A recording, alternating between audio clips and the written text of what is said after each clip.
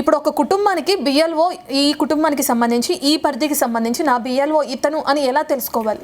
బిఎల్ఓకి సంబంధించినటువంటి వివరాలన్నీ కూడా మేము సిఓ గారి వెబ్సైట్లో పోలింగ్ స్టేషన్ వారిగా పెట్టడం జరిగింది.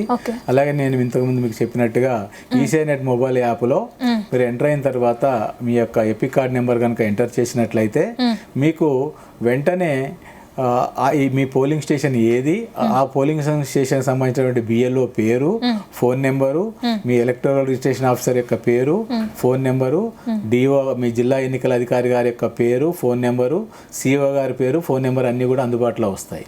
సో ఎపిక్ నెంబర్ ద్వారా మీరు ఈసీఐ మొబైల్ నెట్ యాప్లో చూసుకోవచ్చు మీ బిఎల్ఓ ఎవరో. అలాగే మీరు డైరెక్ట్ ఒకవేళ కావాలనుకుంటే వెబ్సైట్ ద్వారా సిఓ గారి వెబ్సైట్లో కూడా కాన్స్టిట్యున్సీ వారీగా అందులో ఉండేటువంటి బిఎల్ఓల యొక్క పేర్లు పోలింగ్ స్టేషన్ వారీగా ఆల్రెడీ అందుబాటులో పెట్టడం జరిగింది. వాళ్ళు కాల్ చేసినట్లయితే వాళ్ళు చేస్తారు. అట్లాగే మీరు ఇంతకుముందు అన్నట్టుగా వాళ్ళు కూడా చదువుకున్నటువంటి వాళ్ళు అయితే నేరుగా voters.eci.gov.in ద్వారా కానీ ఈసీఐ-నెట్ మొబైల్ యాప్ ఉపయోగించుకొని కూడా వాళ్ళు ముందుకెళ్ళచ్చు. చదువుకున్న వాళ్ళు ఎలా యాప్ని డౌన్లోడ్ చేసుకోవాలో ఏంటో అనేది అందరికీ తెలుస్తుంది. ఒకవేళ నిరక్షరాస్యుల వాళ్ళు అయితే వాళ్ళకి అసలు యాప్ని హ్యాండిల్ చేయడమే రాదు, చూడటమే రాదు, అలాంటి వాళ్ళు ఎలా కాంటాక్ట్ అవ్వాలి మిమ్మల్ని? ఇప్పుడు వాళ్ళ యొక్క బిఎల్ఓగా పరిధి ఏదైతే ఉందో వాళ్ళు ఏ పోలింగ్ స్టేషన్లో అయితే ఉంటారో ఆ పోలింగ్కి సంబంధించిన బిఎల్ఓని కనుక సంప్రదించినట్లయితే ఆఫ్లైన్లో ఇవ్వాలనుకుంటే వాళ్ళు ఆఫ్లైన్లో కూడా వాళ్ళ యొక్క దరఖాస్తును బిఎల్ఓకి అందజేయవచ్చు. సో తర్వాత అట్లాగే పబ్లిక్ ప్లేసెస్లో ఏదైతే మనం ముసాయిదా జాబితా డిస్ప్లే చేస్తున్నామో వాళ్ళు 31వ తారీఖు తర్వాత అక్కడికి వెళ్ళి ఓటర్ జాబితాలో వాళ్ళ పేరు ఉందో లేదో చూసుకొని వాళ్ళు చేసుకోవచ్చు. వాళ్ళకి అవసరమైనటువంటి ఫామ్స్ మీరు అన్నట్టు భారత ఎన్నికల సంఘం యొక్క ఆదేశాల మేరకు బిఎల్ఓలు ఇంటికి వెళ్ళేటప్పుడే ప్రతి ఒక్కరు కూడా కొత్తగా ఎవరైనా 1 అక్టోబర్ 2026 నాటికి 18 సంవత్సరాలు నిండేటువంటి వాళ్ళ దగ్గర నుంచి కూడా దరఖాస్తులు లేదా అసలు ఓటు ఇంతకుముందు నమోదు చేసుకునేటువంటి వాళ్ళు ఉంటే వాళ్ళ దగ్గర నుంచి కూడా దరఖాస్తులు తీసుకోవడం కోసం ప్రతి బిఎల్ఓ 30 ఎంటీ ఫామ్ 6లు మరియు డిక్లరేషన్ ఫామ్స్ వారితో పాటు తీసుకెళ్తున్నారు. ఒక కుటుంబంలో ఎన్యుమరేషన్ ఫామ్స్ ఇచ్చినప్పుడు ఎవరైనా సరే మా ఇంట్లో ఇంకొక అర్హత కలిగినటువంటి వ్యక్తి ఉన్నాడు అన్నట్లయితే ఫామ్ 6 నింపి వాళ్ళు అప్పుడే బిఎల్ఓకి ఇవ్వవచ్చు. ఇవన్నీ కూడా ముసాయిదా జాబితా ప్రచురణ తర్వాత ప్రాసెస్ చేయడం జరుగుతుంది. సార్, ఇప్పుడు బిఎల్ఓలు వచ్చినప్పుడు ఇల్లు చేంజ్ అయ్యే వాళ్ళు ఉంటారు, అంటే అద్దెకున్న వాళ్ళు కానీ అపార్ట్మెంట్స్లో ఉన్న వాళ్ళు కానీ. బిఎల్ఓ వచ్చినప్పుడు నేను ఒక ఇంట్లో ఒక ఏరియాలో ఉన్నాను, ఆ ఇంట్లో ఉన్నాను, ఫామ్ ఫిల్అప్ చేసి ఇచ్చేసాను, అయిపోయింది. నేను దాని తర్వాత కొన్ని కారణాల వల్ల మళ్ళీ అక్కడ నుంచి అద్దెకుంటున్నాను కాబట్టి ఇల్లు చేంజ్ అయ్యి వెళ్ళి ఉండొచ్చు. అలాంటి వాళ్ళని ఎలా కమ్యూనికేట్ చేస్తారు మీరు? ఇప్పుడు ఈ ప్రస్తుత ఓటర్ జాబితాలో ఏదైతే అడ్రస్ ఉందో అక్కడికి మాత్రమే ఎన్యుమరేషన్ ఫామ్స్ పంపిణీ జరుగుతాయి. ఒకవేళ బిఎల్ఓ వెళ్ళినప్పుడు లేకున్నా బిఎల్ఓ కనీసం 3 సార్లు ఆ ఇంటికి విజిట్ చేస్తుంది. సో ఒకసారి కాకపోతే ఒకసారి అయినా వాళ్ళు ఉండే అవకాశం ఉందని. 3 సార్ల తర్వాత కూడా లేనట్లయితే చుట్టుపక్కల వారిని అడిగి ఆ ఫామ్స్ వాళ్ళకి వెళ్ళలేదు కాబట్టి ఆ ఫామ్స్ వాళ్ళకి రిటర్న్ తీసుకొని దాని మీద రీజన్స్ రాసి పెట్టుకోవడం జరుగుతుంది. మీరు అన్నటువంటి విధంలో ఒకవేళ ఇప్పుడు ఇక్కడ వచ్చింది ముసాయిదా జాబితాలో కూడా వచ్చింది, ప్రస్తుతం అతను వేరే అడ్రస్కు మారాలనుకున్నట్లయితే ఫామ్ 8 ద్వారా ముసాయిదా జాబితా ప్రశ్న తర్వాత దరఖాస్తు చేసుకోవచ్చు. ప్రాసెస్ చేసి అతను ఎక్కడైతే ఉన్నాడో అక్కడికి షిఫ్ట్ చేయడం జరుగుతుంది ఓటు. ఓకే, కొత్తగా ఓటు అప్లై చేసుకునే వాళ్ళు కూడా ఉంటారు. ఇప్పుడు ఈ ప్రక్రియలో వాళ్ళు ఏ ఫామ్ని ఫిలప్ చేయాలి సార్? ఫామ్ 6ను ఫిలప్ చేయాలి. దాంతోపాటు కొత్త డిక్లరేషన్ ఫామ్ కూడా ఉంటుంది. ఈ డిక్లరేషన్ ఫామ్లో ఏదైతే ఉందో ఆ డిక్లరేషన్ ఫామ్లో ఉన్నటువంటి వివరాలను కూడా నింపి వాళ్ళు ఫామ్ 6కు దానికి అవసరమైనటువంటి పత్రాలు ప్లస్ ఈ యొక్క డిక్లరేషన్ ఫామ్ను కలిపి బిఎల్ఓకు అందజేస్తే సరిపోతుంది. కొన్ని లక్షల మంది ఓటర్ల ఏదైతే చిరునామాలు ఉంటాయో లేదంటే వివరాలు ఉంటాయో వాటిలో లోపాలు ఉన్నాయని చెప్తున్నారు. ఇప్పుడు ఈ ఎస్ఐఆర్ ప్రక్రియ వల్ల ఎంతమంది ఓట్లు తొలగిపోయే అవకాశం ఉంటుందంటారు? ముఖ్యంగా ఇందులో మనం చూసినట్లయితే ఓటర్లు తొలగించడం అనేది అసలు ఉద్దేశం కాదు. అర్హత లేనటువంటి వాళ్ళు, అంటే ఇప్పుడు చనిపోయినటువంటి వాళ్ళ పేర్లు కూడా ముఖ్యంగా మనం నగర ప్రాంతాల్లో చూసినట్లయితే చనిపోయినటువంటి వాళ్ళ పేర్లు కూడా కొంతవరకు ఎక్కువ శాతం ఉంటూ ఉంటాయి. అట్లాగే తరచుగా అడ్రస్లు మారుతూ ఉంటాయి. వాళ్ళు కొత్త ప్రదేశాల్లో నమోదు చేసుకోవడం, పాత ప్రదేశాల్లో తొలగించుకోకపోవడం వల్ల కూడా ఇట్లా ఏవైతే ఉన్నాయో వీటిని తీసివేసేటువంటి ఉద్దేశంతో చేపట్టేటటువంటి ప్రక్రియ ఇది. అర్హులైనటువంటి వాళ్ళ యొక్క ఓట్లు తొలగించేటువంటి ఉద్దేశంతో చేపట్టినటువంటిది కాదు. ఎవరు కూడా దాని గురించి ఆందోళన చెందాల్సినటువంటి అవసరం లేదు. ముఖ్యంగా శాశ్వతంగా వలస వెళ్ళినటువంటి వాళ్ళు, ఒకరికంటే ఎక్కువ చోట్ల ఉన్నటువంటి వాళ్ళు, తర్వాత చనిపోయినటువంటి వాళ్ళ యొక్క ఓట్లను సరైనటువంటి మార్గం ద్వారా తొలగించడానికి స్పెషల్ ఇంటెన్సివ్ రివిజన్ అనేటువంటి దాన్ని చేపట్టడం జరిగింది. నేను ఇంతకుముందు ఓటు వేశాను sir, already last year election అప్పుడు ఓటు వేశాను, అండ్ ఇప్పుడు ఎలక్షన్లో కూడా నా పేరు ఉంది, అయితే ఓటర్ లిస్ట్లో నా పేరు ఉంది. అయినా ఇప్పుడు వచ్చే ఎస్ఐఆర్ ప్రక్రియ వల్ల ఏం మార్పులు జరుగుతాయి అంటారు? ఉన్న వాళ్ళని అలానే ఉంచుతారా, లేదంటే అర్హత లేని వాళ్ళని తీసివేయడం అనే ప్రక్రియను మనం చూస్తున్నాం. అసలు ఎస్ఐఆర్ ప్రక్రియ నేను ఎందుకు చేసుకోవాలనే క్వశ్చన్ మార్క్ చాలా మందిలో ఉంది. అలాంటి వాళ్ళకి మీరు ఏం చెప్తారు? భారత రాజ్యాంగం ప్రకారం ఈ భారతదేశ పౌరులుగా మనం ఓటు హక్కును కలిగి ఉండడం కూడా మన ప్రధానమైనటువంటి విధుల్లో ఒకటి. మనము ఎన్నికల నిర్వహణకు తప్పులు లేనటువంటి స్వచ్ఛమైనటువంటి ప్యూర్ ఎలక్టర్ రోలు ఎంతో అవసరమైనటువంటిది ఉంది. దానిలో భాగంగా ఈ ఓటర్ల జాబితాలో ఉన్నటువంటి తప్పులను సవరించడానికి చేపట్టినటువంటి కార్యక్రమం ఇది. దానిలో భాగంగా ఈ యొక్క మన స్పెషల్ ఇంటెన్సివ్ రివిజన్ అనేటువంటి చేపడుతూ ఉన్నాము. ఇంతకు ఉన్నటువంటి ఓటు మీరు ఇప్పుడు అదనంగా మీ దగ్గర నుంచి కూడా ఏమీ అడగట్లేదు. ఎలక్షన్ కమిషన్ ఏంటంటే మరొకసారి మీ యొక్క చిరునామాను, మీ యొక్క వివరాలను మీ ద్వారా ధృవీకరించుకొని ఓటర్ జాబితాలు కొనసాగించేటువంటి ప్రక్రియ ఇది. కాబట్టి ఇదివరకు ఉన్నటువంటి మీ ఎపిక్ కార్డు మారదు, మీ యొక్క పోలింగ్ స్టేషన్ మారదు. మీరు కావాలనుకుంటే తప్ప మీరు కేవలం ఎన్యుమరేషన్ ఫామ్ నింపి ఇవ్వడం ద్వారా అలాగే కొనసాగడానికి ఇది యొక్క ఎస్ఐఆర్ అనేటువంటి తోడ్పడుతుంది. 2002 ఓటర్ల రికార్డులు అనే దాని ప్రకారం చూస్తే ప్రజల్లో చాలా గందరగోళం ఉంది. అంటే అప్పటి నుంచి మాకు కంటిన్యూ అవుతుంది కదా, ఇప్పుడు ఎందుకు సడన్గా అని చెప్పి దాని గురించి ఎలాంటి క్లారిటీ ఇస్తారు సార్? 2002 లాస్ట్ ఎస్ఐఆర్ అనేటువంటిది 2002లో జరిగింది తెలంగాణలో. సో భారత ఎన్నికల సంఘము స్పెషల్ ఇంటెన్సివ్ రివిజన్ చేపట్టినప్పుడు దాన్ని ప్రోబేటివ్ ఎవిడెన్స్గా తీసుకుంటూ అందులో ఉన్నటువంటి ఓటర్లు కానీ వారి యొక్క వారసులు కూడా ఆల్రెడీ ప్రూవెన్ ఎలిజిబుల్ ఎలక్టర్స్గా వస్తారనేటువంటి ఉద్దేశంతో 2002 ఓటర్ జాబితాకు మ్యాపింగ్ అనేటువంటిది పెట్టడం జరిగింది. సో 2002 ఓటర్ జాబితాలో ఇప్పుడు 40 సంవత్సరాల లోపు ఉన్నటువంటి వాళ్ళు స్వయంగా వాళ్ళ యొక్క పేర్లు 2002లో ఉండడానికి అవకాశం లేదు. సో 2002 ఓటర్ జాబితాలో పేరుంది, ప్రస్తుతం ఓటర్గా ఉన్నటువంటి వాళ్ళు వారి యొక్క 2002 జాబితా యొక్క వివరాలు ఇస్తే సరిపోతుంది మ్యాపింగ్కు. అట్లాగే ఈ యొక్క 2002 జాబితాలో ఓటర్ జాబితాలో పేరు లేదు కానీ ఇప్పుడు ఓటర్గా ఉన్నటువంటి వాళ్ళు వాళ్ళ తల్లి లేదా తండ్రి లేదా పేరెంట్స్ లేదా గ్రాండ్ పేరెంట్స్ యొక్క వివరాలు కూడా ఇవ్వవచ్చు. ఈ రెండు వివరాలు తెలియదు వాళ్ళకు, అసలు 2002 జాబితా గురించే తెలియదు మీరు అడిగినటువంటి ప్రశ్నకు.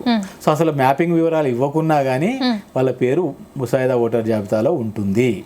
సో మ్యాపింగ్కు తర్వాత ఓటర్ జాబితాను తొలగిస్తారు అనేటువంటిది ఒక అపోహ. వివరాలు ఇచ్చినా ఇవ్వకున్నా కూడా ముసాయిదా ఓటర్ జాబితాలో పేరు ఉంటుంది. ఆ తర్వాత ఎన్యుమరేషన్ ఫామ్స్ వెరిఫికేషన్ తర్వాత సంబంధిత నోటీస్ ఇచ్చి వాళ్ళ దగ్గర నుంచి అదనపు డాక్యుమెంట్లు కలెక్ట్ చేయడం జరుగుతుంది తప్ప ఇప్పుడు మ్యాపింగ్ చేయకపోతే జాబితాలో ఓటు పోతుంది అనేటువంటిది కేవలం అపోహ మాత్రమే. ఓకే, చాలా మందికి ఇప్పుడు ఎన్యూమరేషన్స్ ఇంటికి వెళ్ళిన తర్వాత కూడా బిఎల్ఓలు ఇంటికి వెళ్ళి ఎన్యూమరేషన్ ఫామ్లు ఇచ్చిన తర్వాత కూడా చాలా మంది ఫిర్యాదులు చేస్తూ ఉంటారు. దీని గురించి మీ వరకు వచ్చిన ఫిర్యాదులు ఎక్కువగా ఏమై ఉన్నాయి సార్? అంటే మన దగ్గర ప్రాసెస్ అనేది మొన్ననే స్టార్ట్ అయింది, 25th నాడే స్టార్ట్ అయింది. మేము దీనికోసము సహాయ ఎలక్టోరల్ రిజిస్ట్రేషన్ అధికారి గారి కార్యాలయాల్లో, ఎలక్టోరల్ రిజిస్ట్రేషన్ అధికారి గారి కార్యాలయాల్లో, జిల్లా ఎన్నికల అధికారి గారి కార్యాలయంలో మా దగ్గర కూడా హెల్ప్ డెస్క్లు పెట్టడం జరిగింది. అట్లాగే 1950 అనేటువంటి టోల్ ఫ్రీ నెంబర్ కూడా అందుబాటులో ఉంచడం జరిగింది. అది కాకుండా voters.eci.gov.in ద్వారా లేదా ఈసీఐ నెట్ మొబైల్ యాప్ ద్వారా కూడా book A call with your BLO అనేటువంటి ఆప్షన్ కూడా ఉంది. వారు కావాలనుకుంటే అది ఉపయోగించుకొని కూడా డైరెక్ట్ బిఎల్ఓకి కాల్ చేసి మాట్లాడచ్చు. మీరు అన్నట్టు బిఎల్ఓ వచ్చినప్పుడు లేనట్లయితే వాళ్ళు బిఎల్ఓ నెంబర్ను తెలుసుకొని ఫోన్ చేసి నేను లేను, రేపు వస్తా లేదా ఎల్లుండి వస్తాను, అందుబాటులో ఉంటాను, మీ దగ్గర ఉంచండి అనేటువంటి రిక్వెస్ట్లు ఏమైనా ఉంటే కూడా బిఎల్ఓ ద్వారా చేసుకొని వాళ్ళ యొక్క ఎన్యుమరేషన్ ఫామ్ ఇవ్వడానికి అవకాశం అనేది కల్పించడం జరిగింది. అండ్ మీరు చెప్పారు 18 సంవత్సరాలు నిండిన వాళ్ళు ఓటు హక్కును కూడా అప్లై చేసుకోవచ్చు అని. 18 సంవత్సరాలు నిండింది అని ఏ సమయం వరకు చూస్తారు? 1/10/2026 అండి. ఈ స్పెషల్ ఇంటెన్సివ్ రివిజన్ యొక్క అర్హత తేదీ October 1, 2026. సో October 1, 2026 నాటికి 18 సంవత్సరాలు నిండినటువంటి వాళ్ళు ఎవరైతే ఉన్నారో వాళ్ళు కొత్తగా నమోదు చేసుకోవాలనుకునేటువంటి వాళ్ళు ఎవరైనా కూడా ఈ యొక్క ఎన్యుమరేషన్ ఫేజ్లోనైనా Form 6 ఇవ్వవచ్చు విత్ డిక్లరేషన్ ఫాము, లేదా ముసాయిదా జాబితా ప్రశ్న తర్వాత అయినా ఇవ్వవచ్చు. ఇప్పుడు అప్పుడు ఇచ్చిన అప్లికేషన్లు అన్నీ కూడా ముసాయిదా జాబితా ప్రచురణ తర్వాత మాత్రమే ప్రాసెస్ చేయడం జరుగుతుంది. ఇప్పుడు ఇంట్లో ఎవరైనా మరణించినా ఓటు హక్కు కలిగి ఉండి లాస్ట్ ఇయర్ ఎలక్షన్ అప్పుడు కూడా వాళ్ళు ఓటు హక్కుని వినియోగించుకుని ఉండి ఇప్పుడు మీరు ఎస్ఐఆర్ ప్రక్రియకు వెళ్ళినప్పుడు వాళ్ళది చనిపోయి ఉండొచ్చు, వివాహమై వేరే ప్రాంతానికి వెళ్ళి ఉండొచ్చు, వాళ్ళవి ఎలా డిలీట్ చేస్తారు ఓటుని? అంటే ఇప్పుడు ఎన్యుమరేషన్ ఫామ్స్ ఇచ్చినప్పుడు ఒక ఇంట్లో 5గురికి ఇచ్చాం, ఒక వ్యక్తి చనిపోయాడు అనుకోండి, ఆ ఫామ్ నింపి తిరిగి ఇవ్వడం జరగదు. 4 వ్యక్తులు మాత్రమే ఫామ్ నింపి ఇస్తారు, ఆ ఒక వ్యక్తి ఇవ్వడు. రీజన్ ఏంటి అని అడిగినప్పుడు కుటుంబ సభ్యులు చెప్తారు, ఈయన డెడ్ అండి అని చెప్తే ఇది సంతకం చేసి తిరిగి రాదు, రీజన్ డెడ్, లేదా permanently shifted, married permanently shifted, లేదా వేరే దగ్గరికి ఆల్రెడీ ప్రస్తుతానికి అందుబాటులో లేరు, లేదా ఫామ్ ఇవ్వడానికి నిరాకరణ రీజన్స్ రాసుకుంటాము. ఇవే రీజన్స్ను మనం డ్రాఫ్ట్ పబ్లికేషన్ తర్వాత ఓటర్ అంతకుముందు జాబితాలో ఉండి ఇప్పుడు లేనటువంటి పేర్లు ఏవైతే ఉన్నాయో వాటిని కేటగిరీ వైజ్ పెట్టినప్పుడు అందులో వీటిని మనము పబ్లిష్ చేయడం జరుగుతుంది. ఓకే, బిఎల్ఓలు వెళ్ళి ఇచ్చే ఎన్యూమరేషన్ ఫామ్ 8 కదా సార్, అది ఫామ్ 8లో 8 కాదండి, సెపరేట్ ఎన్యూమరేషన్ ఫామ్ అనేది సెపరేట్ అండి. ఓకే, ఎన్యూమరేషన్ ఫామ్లో అసలు ఎటువంటి అంశాలని మనం ఫిల్ చేయాలి, ఓటర్ ఎటువంటి అంశాలని అందులో ఫిల్ చేయాలి, బిఎల్ఓలకి ఎటువంటి అంశాలను తెలియజేయాలి ఒకసారి చెప్పండి. ఇందులో 5 పార్ట్స్ ఉంటాయండి మొత్తము. మొదటి పార్ట్లో అది ఆల్రెడీ ప్రీఫిల్డ్ అయి వస్తూ ఉంది. అందులో ఫస్ట్ ఓటర్ యొక్క పేరు, ఎపిక్ నెంబరు, అడ్రస్ ఉంటుందండి. రెండవది అతని యొక్క ప్రస్తుత కాన్స్టిట్యున్సీ పేరు, దాని యొక్క నంబరు, ఆ కాన్స్టిట్యున్సీలో ఇతని పోలింగ్ స్టేషన్ యొక్క పేరు, నంబరు, సీరియల్ నెంబర్ ఉంటుందండి. థర్డ్ బాక్స్లో పైన ఒక క్యూఆర్ కోడ్ వస్తుంది. ఇది క్యూఆర్ కోడ్ ఎవరికి వారికి సెపరేట్గా ఉంటుంది, ఎవరి వాళ్ళు డిస్టింక్ట్గా ఉంటుంది. దాని తర్వాత ప్రస్తుత ఓటర్ జాబితాలో ఉన్నటువంటి ఏదైతే ఫోటో ఉందో అవైలబుల్ ఫోటో అది ప్రింట్ అయి వస్తుంది. సో దాని పక్కన అతను లేటెస్ట్ కరెంట్ ఫోటో పేస్ట్ చేయడానికి కూడా ఒక ప్రావిజన్ అనేది ఇవ్వడం జరిగింది. సో సెకండ్ పార్ట్లోకి వచ్చేసరికి లాస్ట్ ఎస్ఐఆర్లో వివరాలను అడిగేది సెకండ్ పార్ట్ అండి.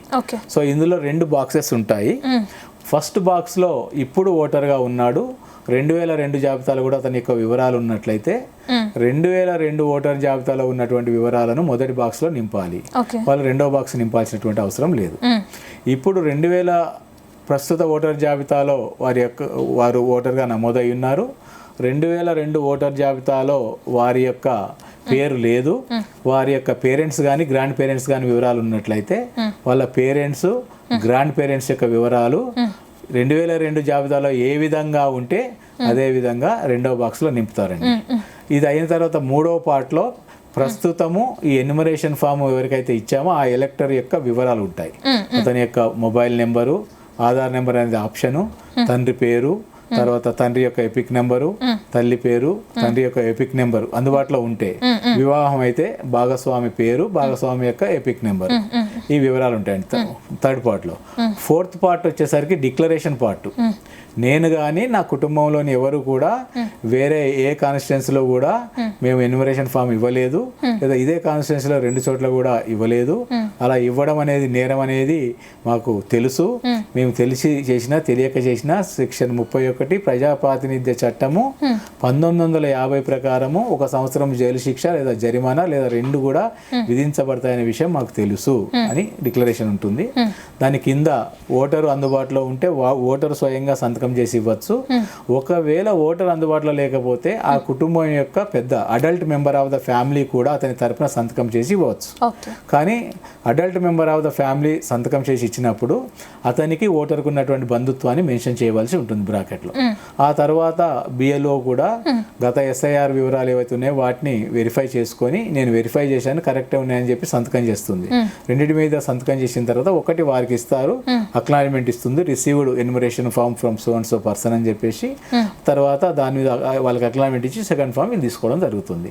సో ఇందులో మీరు అన్నట్టు ఆ సెకండ్ పార్ట్లో లాస్ట్ ఎస్ఐఆర్ 2002 అంటే మన రాష్ట్రానికి అయితే 2002, వేరే రాష్ట్రాల్లో కొన్ని రాష్ట్రాలు 2003 జరిగింది, కొన్ని సార్లు 2005 జరిగింది. ఇప్పుడు కంప్లీట్ అయిన 15 ప్రాంతాల్లో 2025, 26లో కూడా జరిగింది.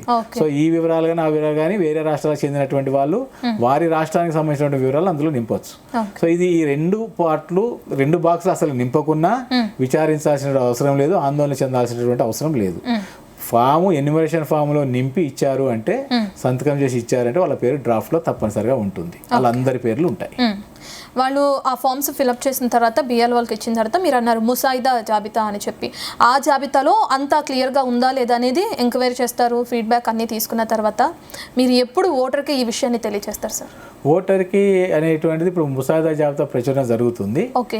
అవి ఆల్రెడీ మనం మీకు చెప్పినట్టుగా ప్రతి పోలింగ్ స్టేషన్ పరిధిలో డిస్ప్లే చేస్తాము, ఈఆర్ఓ దగ్గర డిస్ప్లే చేస్తాము, సిఓ గారి వెబ్సైట్లో కూడా పెడతాం జరుగుతుంది.